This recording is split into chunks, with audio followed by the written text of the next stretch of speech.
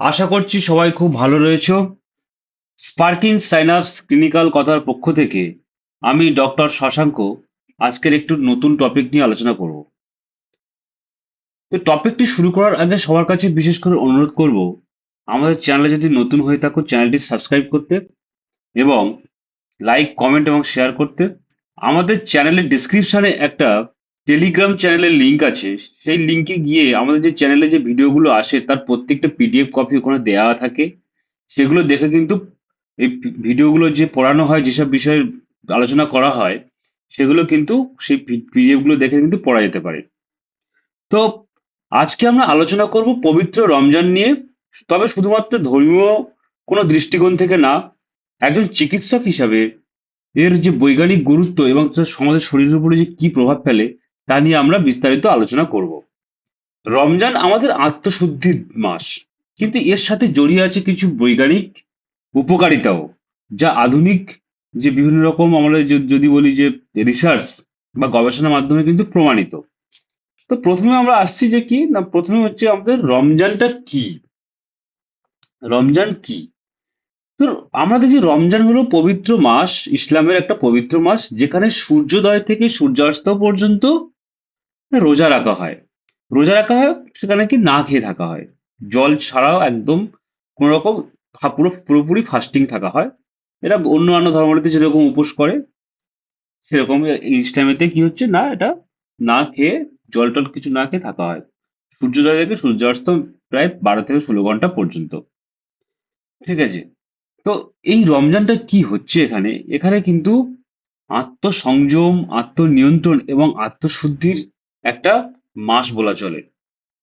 এইবার একটা জিনিস, এই যে রমজান মাসের সাথে খুব মানে যে আমরা যে উপবাসটা করছে বা যে আমাদের যে ফাস্টিং থাকছে, না খেয়ে থাকছে, তার সাথে আমাদের একটা বৈজ্ঞানিক একটা যোগ যোগ রয়েছে, একটা নিবিড় যোগ আছে।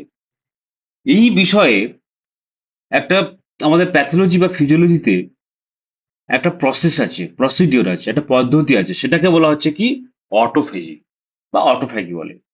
এবার এই অটোফ্যাগিটা কি, এই বিষয়ে কিন্তু আমাদের জাপানিজ একজন সায়েন্টিস্ট ইয়োশিনোরি অহসুমি, ইনি কিন্তু 2016 সালে নোবেল প্রাইজ পেয়েছিলেন।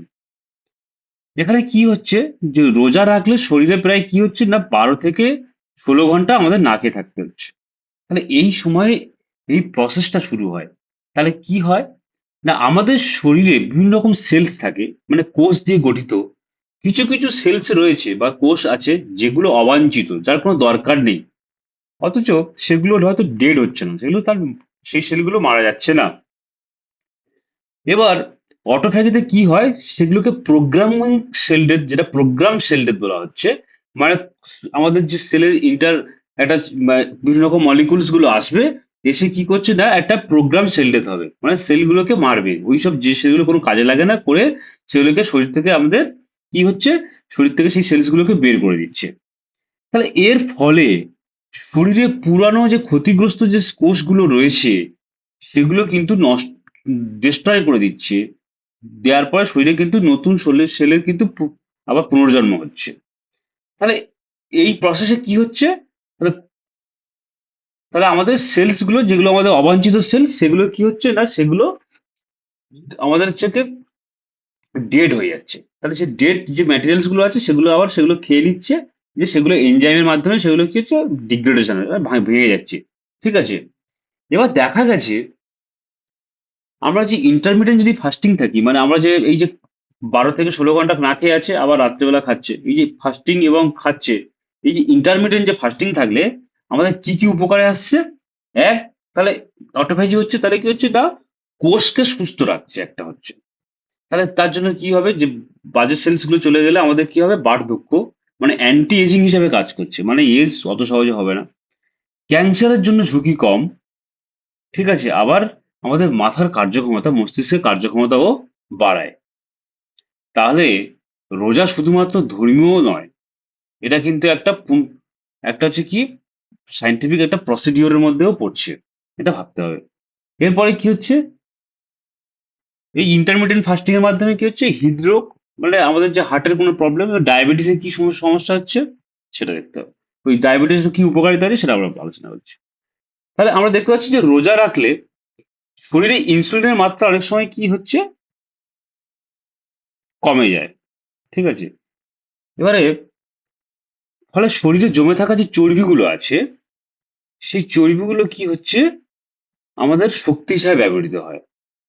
ঠিক আছে। তাহলে এই জন্য কি হচ্ছে, আমাদের অতিরিক্ত যে চর্বি আছে সেগুলো কিন্তু গলে যাচ্ছে, গিয়ে কি হচ্ছে, আমাদের ওজন মানে আমাদের ওয়েট কন্ট্রোল হয়ে যাচ্ছে, আমাদের ওজন নিয়ন্ত্রিত হচ্ছে, আমাদের রক্তচাপ কমে যাচ্ছে, কোলেস্টেরলটা হাই থাকলে কমে যাচ্ছে, আবার ডায়াবেটিসের সম্ভাবনা কিন্তু কমিয়ে দিচ্ছে। তাহলে এটা কিন্তু একটা গুরুত্বপূর্ণ একটা বই, সাইন্টিফিক একটা ব্যাখ্যা রয়েছে। এবার হচ্ছে আমরা দেখতে পাচ্ছি যে মানসিক স্বাস্থ্য এবং নিয়ন্ত্রণ।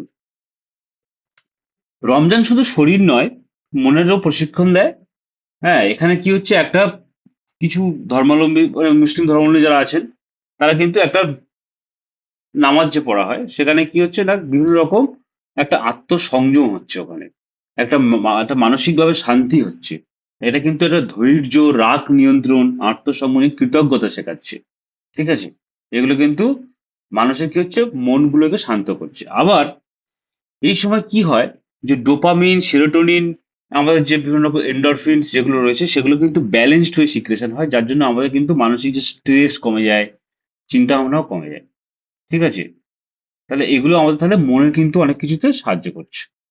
এবার আমরা দেখতে পাচ্ছি যে ইমিউন সিস্টেমে কি হচ্ছে, যে কিছু সময় ইন্টারমিডিয়েন্ট ফাস্টিং থাকলে আমাদের শরীরে ইনফ্লামেশন যা প্রদাহটা কমে যায়, ইমিউন ইমিউন সেলস গুলো আবার পুনর্গঠন করতে সময় সময় নিতে সক্ষম হয়। আর কি হচ্ছে, বিভিন্ন রকম যে ভাইরাস ব্যাকটেরিয়া আছে তাদের বিরুদ্ধে লড়তেও সক্ষম হয়। ঠিক আছে। তবে একটা জিনিস আমরা এই যে বলছি, যে এতক্ষণ ধরে বলছি যে আমাদের সুগার, কোলেস্টেরল, ডায়াবেটিসের যে মানে ডায়াবেটিস, কোলেস্টেরল, রক্তচাপ সবকিছু যে কন্ট্রোল করছে, সেটা কিন্তু আমরা শুধুমাত্র সঠিক নিয়মের মাধ্যমে কিন্তু রমজান মাসেটা পালন করলে তারপরেই হবে।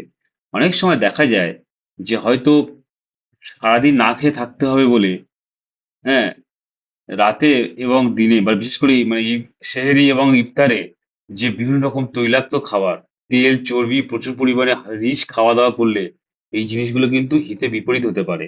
তাহলে এই যে এফেক্ট, যে সাইন্টিফিক যে কাজ, যে আমরা যেটা বলছি সেটা কিন্তু হবে না, উল্টে আরো ওজন হয়তো বেড়ে যেতে পারে। ঠিক আছে।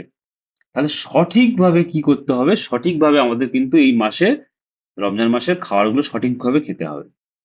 তাহলে কি হবে, তাহলে অতিরিক্ত আমরা তেলে ভাজা খাবো না। ঠিক আছে। অতিরিক্ত মিষ্টি খাবো না। ঠিক আছে। তাহলে শুরুটা কি হবে, যে খেজুর বা জল দিয়ে খেতে হবে। হ্যাঁ। ফল, স্যালাড প্রচুর খেতে হবে। পর্যাপ্ত পরিমাণে জল খেতে হবে। অতিরিক্ত ভাজা এইসব জিনিস খাওয়া যাবে না। এবারে রাতে যে খাবারটা সেহরিতে, ওখানে কিন্তু বেশি করে প্রোটিন এবং ফাইবার যুক্ত খাবার খেতে হবে। ফাইবারটা খেতে হবে কারণ তাহলে স্টুলটাও ঠিকঠাক অনুপাতে হবে। ঠিক আছে। এটা কিন্তু তাহলে খুব কিন্তু গুরুত্বপূর্ণ। কারণ এইটা কিন্তু প্রচুর ভুল হয়, যে সারাদিন খাবে না বলে দুইবার যে খাওয়ার সময়টা কিন্তু ইফতার এবং সেহরিতে কিন্তু প্রচুর পরিমাণে আনহেলদি খাবার, জাঙ্ক ফুড প্রচুর পরিমাণে খাওয়া হয়, তাহলে যে এর অ্যাকচুয়াল যে গুণগত জিনিসটা আলটিমেটলি হবে না। ঠিক আছে। এইবার একটা জিনিস, সবাই কি রোজা রাখতে পারবেন? এটা কিন্তু যাদের রোগ রয়েছে, বিশেষ গুরুতর অসুস্থ, তার তো রোজা রাখতে পারবে না। গর্ভবতী মহিলা, প্রেগনেন্ট ওমেন যারা আছে, তারা রাখা যাবে না। ঠিক আছে। অতিরিক্ত যদি বৃদ্ধ হয়, খুব বয়স্ক লোক, তারা কিন্তু রোজা রাখতে পারবে না, কারণ তাদের শরীর হয়তো ওই 12 ঘন্টা থেকে 16 ঘন্টা খাওয়ার যে না খেয়ে থাকাটা ওরা হয়তো পারবে না, বিশেষ করে জল ছাড়া। ঠিক আছে। এইবার একটা জিনিস দেখা যায়, এই যে রমজান মাসে কিছু সামাজিক এবং মানসিকতার কিছু উপকারিতা আছে। কারণ এখানে কি হয়, মানুষের সাথে মানুষের দেখা হয়, মানুষের একটা দান ধ্যানের প্রতি একটা ইচ্ছে মানে উৎসাহ হয়। তাদের দরিদ্রদের যে মানে কষ্ট সেটা বুঝতে পারে, তার জন্য তারা দান করে। আবার সবাই মিলে ফ্যামিলিতে একসাথে খাওয়া দাওয়া, একটা পারিবারিক যে বন্ধন, এটাও হয়। ঠিক আছে। তো একজন ডাক্তার হিসেবে আমি কি বলছি, যে রমজান মাস মানে হচ্ছে একটা কিন্তু একটা স্পিরিচুয়াল ডিটক্সিফিকেশন, মানে আধ্যাত্মিকের একটা ডিটক্স যেটা আমরা বলছি। এখানে কিন্তু শারীরিক পুনর্গঠন হচ্ছে, মানসিক প্রশিক্ষণ হচ্ছে, আমাদের হার্টেরও যত্ন হচ্ছে। তাহলে এই সময় কি করতে হবে? আমাদের জল ঠিক খেতে হবে, সুষম খাদ্য, খাবারটা ঠিক করে খেতে হবে, ঘুমটাও ঘুমাতে হবে, এবং যদি অসুবিধা হয় তাহলে পরিমাণ মতো কিন্তু আমাদের ডক্টর, মানে যদি কোনো অসুবিধা হয় তাহলে কোনো ডক্টর দেখাতে হবে। তাহলে আজকে ভিডিওটি শেষ করার আগে বলছি, রমজান শুধু ধর্মীয় দায়িত্ব নয়, এটি আমাদের শরীর ও মনের জন্য একটা বৈজ্ঞানিক কিন্তু প্রক্রিয়া। আপনি যদি এই ভিডিওটি মনে করেন যে খুব উপকারে লাগছেন, তাহলে আমাদের চ্যানেলে লাইক, শেয়ার এবং কমেন্ট করুন। আর অবশ্যই কমেন্ট করে জানান যে আপনার রমজান মাসে কে কিভাবে সুস্থ আছেন, কিভাবে সুস্থ থাকছেন। সবাইকে অসংখ্য ধন্যবাদ। ভিডিওটি এখানেই শেষ করছি।